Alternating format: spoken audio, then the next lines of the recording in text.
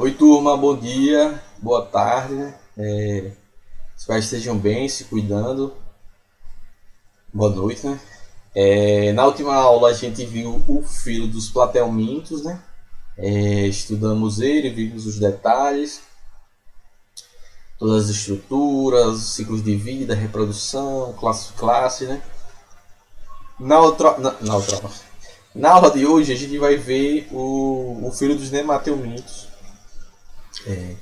e ver um pouquinho da estrutura da morfologia, da fisiologia, né, desse organismo. E vamos ver uma série de nemateumintos parasitas, né, que causam doenças nos seres humanos. E vamos falar um pouquinho sobre eles, certo? Vamos lá, então vamos começar aqui pelo filo dos nemateumintos. Olha, aqui tem essas imagenzinhas desses serezinhos não muito agradáveis. Parece ser aqueles, sei lá, cebolinha sem cor.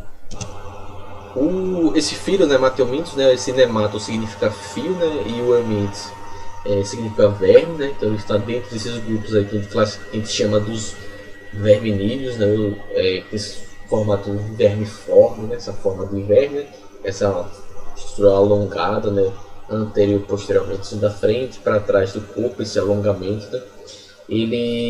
Esses animais eles são triblásticos, né, então eles têm nos seus folhetos embrionários a endoderme, a mesoderme e a ectoderme. Eles também têm simetria bilateral, né, da mesma forma que os plateumintos. A diferença deles, por exemplo, não é a diferença, uma das diferenças que eles têm dos plateumintos é que o corpo deles é cilíndrico, né, alongado, e com as extremidades deles são afiladas, como vocês podem ver aí.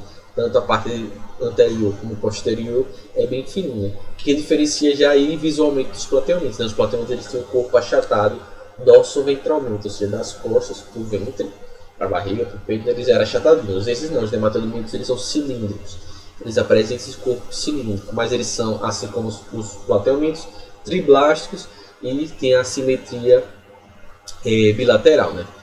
O termo nematóide ele foi empregado, se vocês botar na internet, por exemplo, para pesquisar, para estudar alguma coisa, o termo nematóide ele foi empregado anteriormente, né, originalmente na realidade lá em 1803, para designar esses animais de corpo filamentoso, né?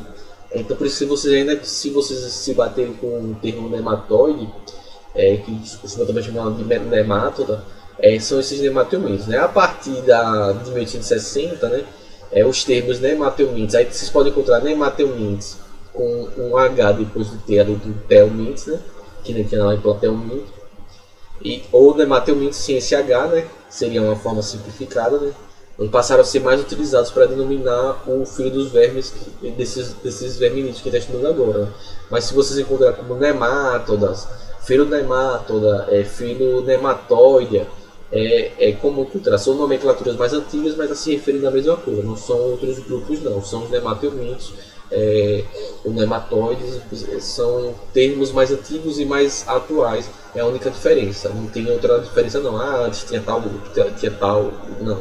São eles os mesmos, com nomes mais antigos e mais recentes, que vocês podem encontrar de qualquer forma, né? Esses bichinhos, eles variam de tamanho, né? Alguns podem ter menos de 1 milímetro, né? Mas alguns podem alcançar até 1 metro de comprimento, né?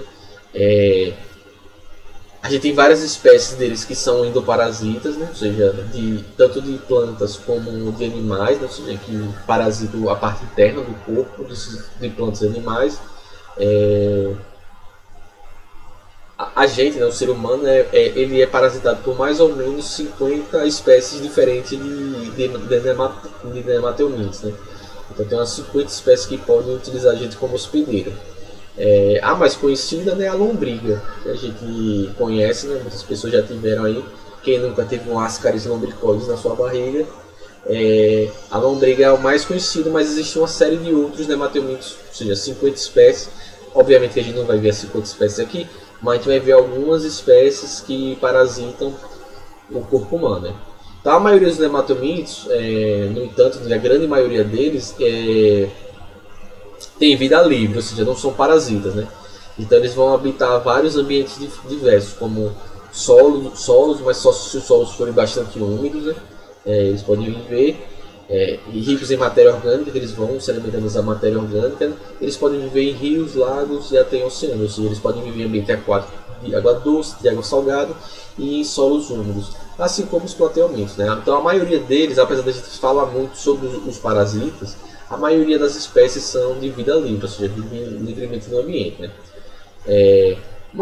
Só para a gente pensar uma proporção, né? Se você pegasse uma colher de solo fértil, ela pode ter milhões uma colher de nematelmintos em tamanho quase que microscópico. Você só consegue observar utilizando uma lupa de aumento, né?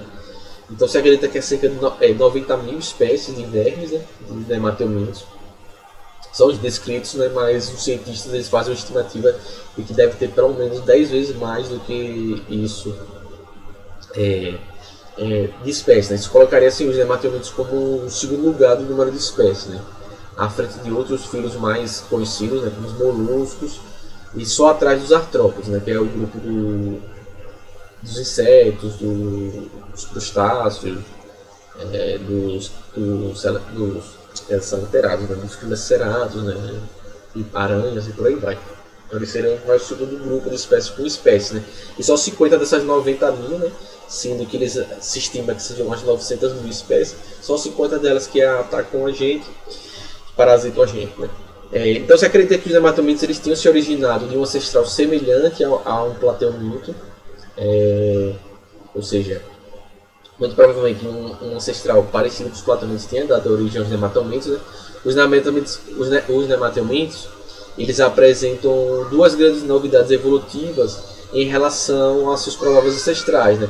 E se a gente comparar com os plateumintos, eles têm duas grandes diferenças, que é justamente no corpo, né, que a cavidade corporal é preenchida por um líquido, ou seja, eles são pseudocelomados. Os plateumintos eles são acelomados, ou seja, eles não têm uma cavidade interna, e já os nematelmintos eles apresentam uma cavidade interna preenchida por um líquido, só que é o pseudoceloma, né, ou seja, eles não têm... Lembre lá que para ser considerada a cavidade, ser considerada uma cavidade celomática, a celoma ela precisa ser completamente revestida pela mesoderme, ou seja, ela precisa ter uma origem mesoderme. E o pseudoceloma é essa cavidade que é em parte revestida pela mesoderme e em parte revestida pela endoderme. Então, os nematelmintos são triblásticos, simetria bilateral e são pseudocelomados, ou seja, eles têm uma cavidade diferente dos plateumintos. Outra diferença que tem nos nematelmintos é que eles vão ser o primeiro grupo de animais a apresentar o sistema digestório completo, ou seja, que há tanto a abertura para a entrada do alimento, a boca, né, quanto a outra abertura para a eliminação dos resíduos da digestão, que é o ânus. Então, os nematelmintos vão ser o primeiro grupo de animais a apresentar boca e ânus. Então, eles vão ter um local de entrada do alimento e um local de saída do alimento. Por isso que a gente classifica eles como sistema digestório completo. Então os plateumintos ainda eram completos, só tinha a presença de boca e não tinha a presença do pseudoceloma, ou seja, de uma cavidade interna. Então essas são as duas novidades que aparecem nos nematelmintos. A cavidade interna, o pseudoceloma, e o sistema digestório completo, que aí vai surgir a presença do ânus. Agora eles são organismos que são protostômios, né? Ou seja, o blastóporo lá no desenvolvimento embrionário ele dá origem à boca e depois é que o ânus surge, certo? Então os nematelmintos são triblásticos, simetria bilateral, eles são pseudocelomados e são protostômicos. Eles têm sistema digestório completo, mas primeiro surge a boca, depois formam o ânus. Uma característica que tem nos nematelmintos é que nenhum dos seus representes tem cílios, né, ou flagelos em suas células. Nem mesmo os espermatozoides eles têm flagelos, eles vão se locomover através dos pseudópodes, né, parecido lá com aqueles... lá conhecido lá nos protozoários, e esqueci o nome deles agora, mas daqui a pouco eu me lembro. Os zoomastigófora, né? Os protozoários que se locomoviam por pseudópodes. Então a gente viu lá, eles não têm nem cílios, nem suas células têm cílios nem flagelos, então eles já não têm aquele sistema, por exemplo, de excreção que a gente tinha nos plateumintos, os protoníferos, que podiam ter aquela celosflama, né? E que tinham aqueles flagelos, né? Vamos falar um pouco do corpo da anatomia desses bichinhos. Então, se a gente pega aqui, observar aqui, né, o corpo de um neumatomiante ele pode ser descrito como é um tubo, fala que é um tubo dentro de um tubo, certo? Ou seja, o tubo interno é o intestino, vocês estão vendo ali azulzinho, o intestino, que começa na boca e termina no ânus, aqui no final. O tubo externo é a parede do corpo desse animal, né? E entre esses tubos há uma cavidade cheia de líquido, né, que é o pseudoceloma. Vocês podem ver, olha aqui. Então a gente tem lá no endoderme, aquele buraquinho dentro do endoderme é o tubo digestório, né? E a parte externa aqui da ectoderme, né, que vai ser essa epidermezinha dele, e no meio desse pseudoceloma aí é onde vão estar várias estruturas, né? Então a parede do corpo do neumatomiante ela é revestida externamente por epiderme. Em geral, essa epiderme é recoberta por cutícula, uma cutícula protetora para evitar o ressecamento e proteger o animal. Então, sobre a epiderme, abaixo da epiderme, deixa eu botar outra imagem aqui que é melhor do que aqui é melhor do que. Então, a gente tem a cutícula, né, da epiderme, abaixo da epiderme. Sobre a epiderme, a gente vai ter a camada de células musculares. Então, vocês podem observar aqui os músculos, né? Então, vocês tem uma camada logo abaixo da epiderme, né? Tem essa camada de músculos com fibras contrácteis para fazer a movimentação do animal, né? Por estarem orientados unicamente no sentido longitudinal do corpo, essas fibras elas permitem que o animal realize apenas movimentos de flexão, né? Faz flexão e vão se deslocando. As células musculares elas têm prolongamentos que as ligam a dois cordões nervosos. Acho que ele assim, ali em cima, tá vendo? Ali o verdezinho em cima e aqui o verdezinho embaixo. São um cordão nervoso dorsal e um cordão nervoso ventral que passa embaixo, né? Então a gente tem um cordão em cima, nas costas e na parte da barriga, né? Que percorre o corpo do animal todo, né? Ou seja, da parte anterior à parte posterior do animal, né? E esses cordões eles são ligados por um anel, né? De células nervosas em torno da faringe do animal. Então, a faringe do animal, depois da boca, viria logo a faringe. E esse anel ele liga nessa altura da faringe, esse anel ele liga esses dois cordões, o cordão ventral e o cordão dorsal. E vai se dirigir também esse cordão, né, da região anterior para a região posterior do animal, né? A boca se localiza na parte da extremidade anterior, na parte da frente do corpo, né? Ela segue-se a uma faringe bem curtinha, por isso que não está nem mostrando ali. A faringe está ali entre a boca e o intestino, justamente no local onde tem o anel o anel que vai ligar o cordão nervoso ventral, o cordão nervoso dorsal, né? Então ela se segue a essa faringe curta, né, e musculosa que impulsiona o alimento para o intestino. Tudo isso aí no intestino até o final, né? Então esse tubo fino reto que termina no ânus. Então só tem intestino, não tem nada disso, né? Então, os alimentos parcialmente digeridos na cavidade intestinal são absorvidos pelas células da parede, né, do órgão, onde ocorre a digestão, onde a digestão se completa, né? Ou seja, a digestão dele é extracelular e intracelular, né? Então os nutrientes resultantes dessa digestão intracelular eles são lançados no líquido do pseudoceloma e vão se difundindo até chegar às demais células do corpo, né? O material que não é digerido ele sai pelo ânus, então você que eles não têm um sistema circulatório aí também. Esses nutrientes eles vão circulando por difusão no corpo do animal, né? As excreções resultantes do metabolismo celular, né, os íons, substâncias tóxicas, elas são lançadas diretamente no pseudoceloma também. Parte dela, principalmente as excretas nitrogenadas, que seria o xixi do bichinho, é eliminada por difusão através da parede do corpo. Então, por difusão, ele elimina as excretas, né? Outra parte, que é constituída principalmente de íons, é eliminada por umas estruturas especiais que chamam de renetes, né? Esse renetes um dos tipos mais comuns de renete que a gente tem é uma célula, né, gigante, uma célula em formato de H, da letra H maiúscula, que percorre o corpo do animal todo. Então ele forma dois longos canais laterais, né, reunidos por um canal transversal no corpo na porção de entrada do verme, né, que seriam esses canais escritores aqui que vocês estão vendo aqui, essas bolinhas azuis aqui no canto, né? Então ela vem lateralmente, né, nessa forma de H e que eles se unem nessa porção anterior do animal, na parte da frente, né? Então por isso que forma um H, né? que seriam esses dois tubos laterais, e eles se ligam na forma na parte inteira do animal e se combinam, assim, formam um H. Esses renetes, eles... Então, assim, as excretas nitrogenadas, elas saem por difusão, mas íons... esses íons, esses excessos de íons do corpo do animal, eles saem por esse sistema de renetes, né, da letra H, né? Então os neomatamitos, como os plateumintos, eles não têm órgãos ou sistemas especializados para fazer as trocas gasosas, ou seja, para respiração. Então o oxigênio e o gás carbônico saem do corpo deles a partir da pele, ou seja, a partir da respiração cutânea também, assim, cutânea de cutis, que vem da pele. Então eles respiram a partir da pele também.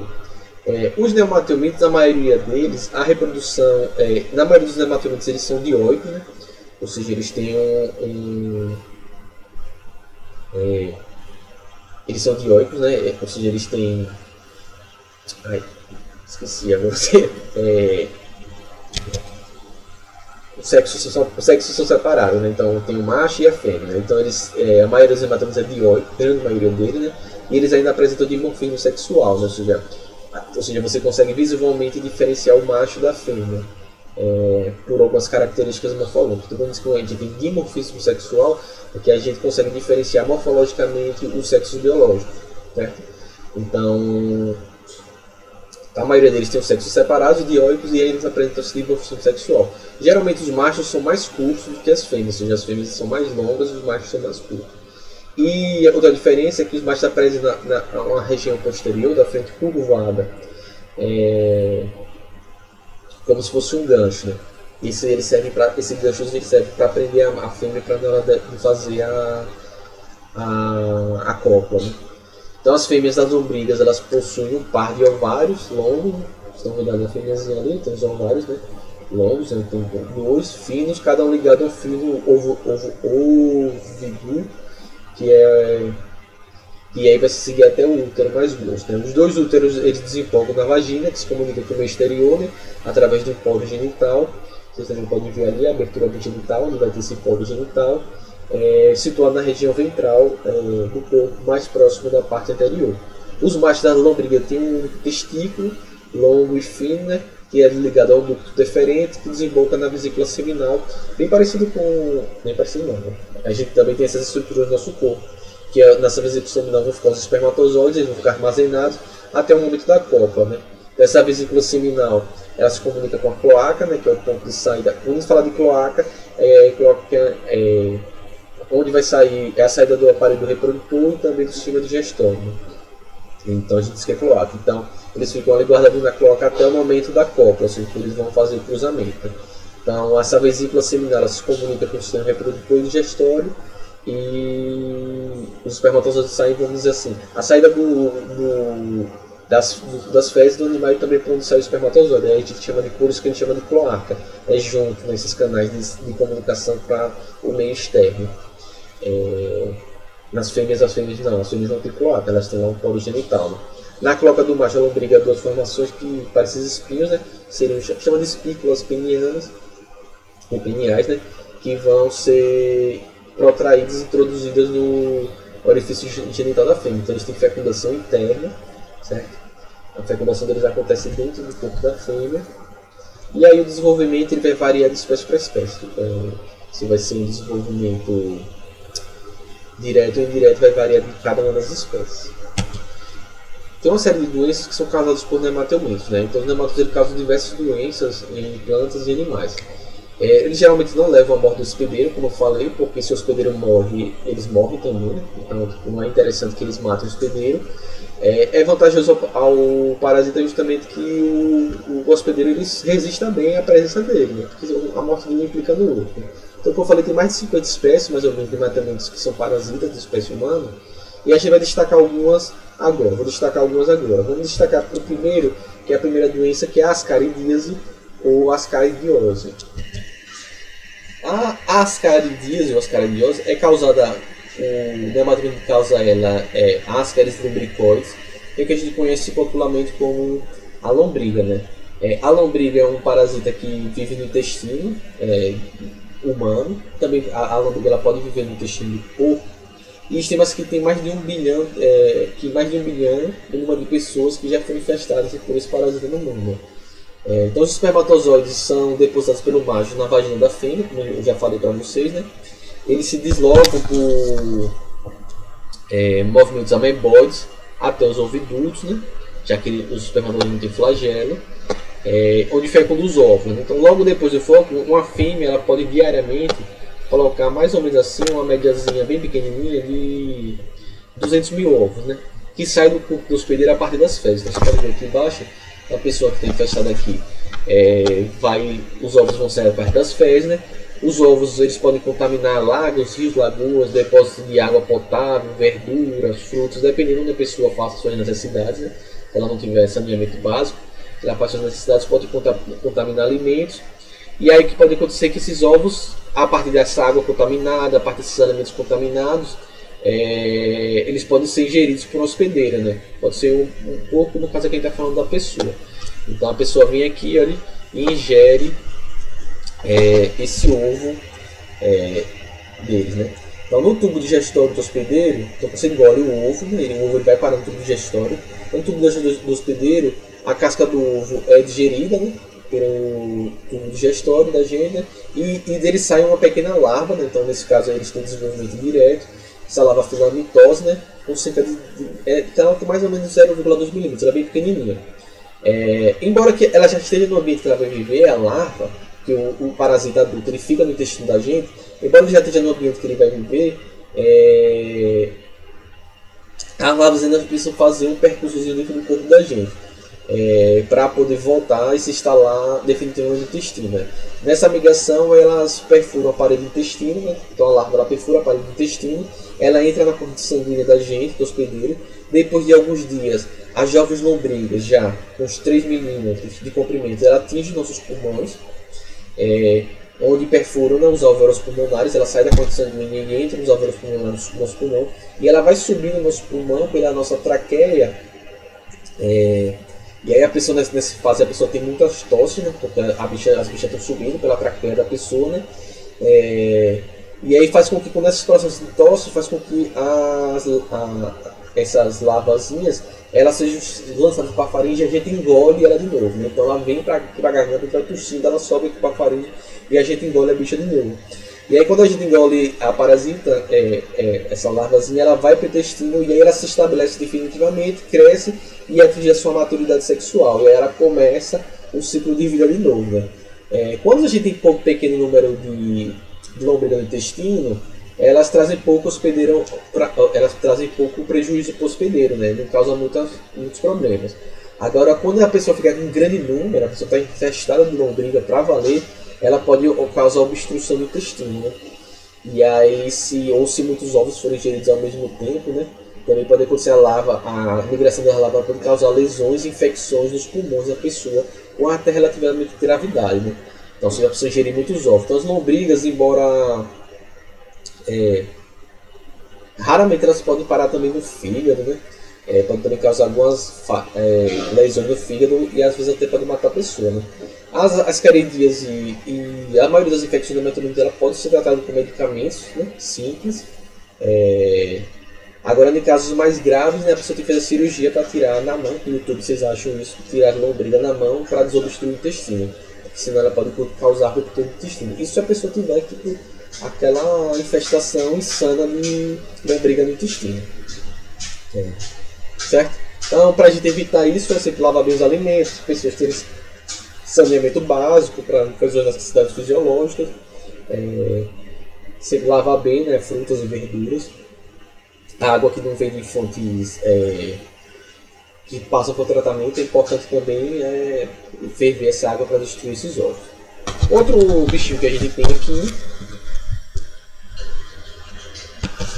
é a ancilostomose, que é esse ciclozinho aí, que é o famoso amarelão, né? Que caracteriza justamente que a pessoa vai ficando amarela, por isso chama de amarelão.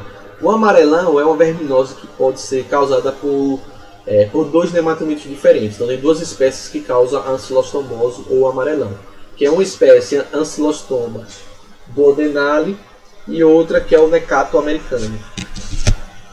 Então a gente tem duas espécies, né? Então lá na Ascaris lumbricoides é só o Ascaris lumbricoides, né? Causa ascaridíase.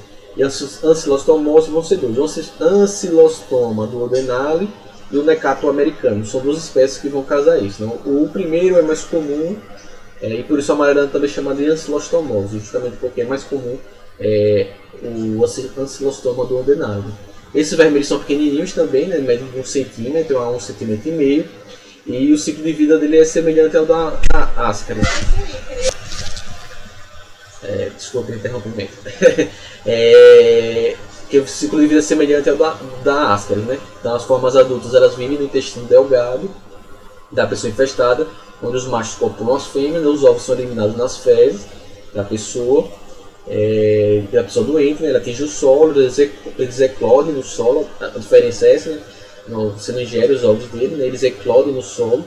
E as larvas filamentosas elas vivem em certo período no solo, vão se alimentando de bactérias até se tornarem capazes de penetrar ativamente a pele dos hospedeiros. O que é que significa dizer que ela penetra ativamente? Porque não precisa ter uma ferida, né? Elas perfuram nossa pele e entram. Pessoas descalças, trabalhadores rurais, crianças e por aí. Né? Então as larvas atravessam a pele, entram na corrente sanguínea e elas chegam aos pulmões, perfuram, né? Também perfuram os alvéolos. E a mesma coisa acontece. Se a pessoa tosse, ela vai e ingere ingere de novo essas larvas, elas atingem a maturidade sexual e completam o ciclo de vida. Então o amarelão ele causa algumas lesões na parede do intestino, né, provocando hemorragias, né? Esse perda de sangue vai tornando a pessoa anêmica, e aí ela vai ficando fraca, desanimada e com uma palidez na pele, né? Ela vai ficando bem amarelada, né? E aí é por isso que chama de amarelão, né? Então é por isso que importa andar calçado, construindo instalação sanitária para as pessoas não ficarem doentes. Tem uma outra espécie de ancilostoma que é o ancilostoma brasiliense. Então a gente tem um ancilostoma duodenalis e o necato americanos que causam ancilostomose, mas tem uma outra espécie do gênero ancilostoma que é o ancilostoma brasiliensis. Ele é um nematomíntico que ele é parasita de gato e de cachorro, com um ciclo praticamente idêntico a esse aqui, é o dos vermes que causa amarelão nos seres humanos. Só que qual é a diferença? O problema é que essas larvas elas também podem penetrar a pele das pessoas. Mas quando as larvas do ancilostoma brasiliense, eles não conseguem entrar na nossa circulação sanguínea. Então eles passam a se deslocar por nossa pele, né, através da nossa epiderme, a parte mais externa da nossa pele, causando boas lesões, essas linhas, e que a gente chama do bicho geográfico. Né? Então o ancilostoma brasileiro é conhecido também como larva migrans, e aí ele vai causar esse bicho geográfico. Né? Então o tratamento para a infestação da larva migrans, do bicho geográfico, ele causa muita coceira, na verdade, né? E irritação na pele, principalmente à noite, que é quando ele começa a se movimentar. E a coceira, a movimentação do verme pode parar passando gelo, e depois o tratamento da verminose é simples, né? Você aplica uma pomadazinha. Tem gente que vai fura como é que chama? Com agulha, né? Mas basta você tem umas pomadinhas que você passa vermicida, e aí que você mata ela. Então às vezes você pode estar tomando remédio que pode matar ele, né? A prevenção consiste justamente em andar calçado, né? E evitar que cães e gatos defequem em áreas feitas da pessoa, você coletar as fezes do seu bichinho quando você passeia com ele. Né? Outra doença causada por nematomínides é a filarias, ou a famosa elefantíase. A filarias, né, é causada por um nematomínide que a gente chama, tá ali o nome dele é Vukerebia bancroft. Botei esse nome que ele é super complicado, né? Os vermes adultos eles podem medir de 4 a 8 centímetros, né? E eles vivem nos vasos linfáticos dos braços, das mamas, do saco escrotal, né? Do saco, né? E principalmente nas pernas. Principalmente é mais comum nas pernas, causando grandes inchaços, por isso que a gente chama também de elefantíase essa doença. Né? A filariose ela é endêmica de certas regiões tropicais da Ásia, da África e da China, e ela é encontrada em alguns pontos isolados nas Américas. Né? O hospedeiro intermediário do verme são as fêmeas de pernilongo do gênero Culex, então o mosquito lá, o Culex, e em algumas regiões também o Anopheles, que a gente tem aqui no Brasil também é o Anopheles. Então o Culex e o Anopheles eles podem ser hospedeiros intermediários e vetores do Wuchereria bancrófico. Então os vermes macho e fêmea casalam no interior dos vasos linfáticos e a fêmea retém os ovos em seu corpo até a eclosão das larvas quase microscópicas, que a gente chama das microfilárias. Então, essas são liberadas na circulação, né, durante a noite, migram para os capilares sanguíneos, né, são os vasos mais finos e os que são sugados justamente pelos mosquitos hematófagos, que se alimentam do sangue, ou culex ou anófilos. Né. Então as microfilárias perfuram o intestino do mosquito, se alojam na musculatura torácica, né, do peito do mosquito, e insetam onde evoluem para um estágio larval infectante. Então, ao picar uma pessoa sadia, o mosquito ele vai transmitir essas larvas para a pessoa, que no organismo humano elas vão se desenvolver em formas adultas e completam seus ciclos, como vocês podem observar aí, se prendendo e obstruindo justamente o sistema linfático. O sistema linfático no seu corpo é o que vai drenar o excesso de líquidos que ficam presentes no sangue, do plasma, principalmente a parte da circulação sanguínea. Então, como eles obstruem os vasos linfáticos eles perdem a capacidade de drenar esse excesso de água e vai causar esse inchaço nos tecidos. Né? Na primeira fase da infestação, o sistema imunitário da pessoa responde, né? Aí a pessoa vai ter alergias, febres, inchaços nos linfonodos. Nos estágios mais avançados, né, a vermelhas causa essas obstruções nos vasos linfáticos e forma essas grandes coisas. A prevenção dessa filariose consiste justamente em combater o mosquito, o vetor, né, e proteger as camas, principalmente nas áreas que são endêmicas na presença do Wuchereria bancrófico. Né? E aí você vai também o tratamento das pessoas afetadas para evitar também a propagação dessa doença. Né? São muitas doenças de ausência de saneamento básico, de residências com condições para as pessoas. Né? Isso é um problema mais complexo. Né? Por último aqui, a gente tem a oxiurose, o famoso oxiurus, que é causada por um parasitazinho, que é o Enterobius vermicularis. O Enterobius vermicularis ele é conhecido popularmente, né, como oxiurus. Os machos e as fêmeas são pequenininhas, no máximo médio 1 centímetro de comprimento. Eles vivem no intestino grosso, diferente dos outros que vivem no intestino delgado, eles vivem no intestino grosso. As fêmeas fecundadas, depois que eles fazem a cópula, elas migram durante a noite, geralmente, para a região anal do escuteiro, por reto da pessoa, para o ânus, chega a ir até o ânus, né? E ela elimina os ovos justamente no ânus da pessoa e ela morre depois disso. Né? Então a irritação e a coceira anal que é causada por essas migrações leva a pessoa a coçar muito, dá uma coceira, enquanto esse bicho está caminhando naquela coceira, quando ele fica botando os ovinhos lá, dando essa coceira maluca,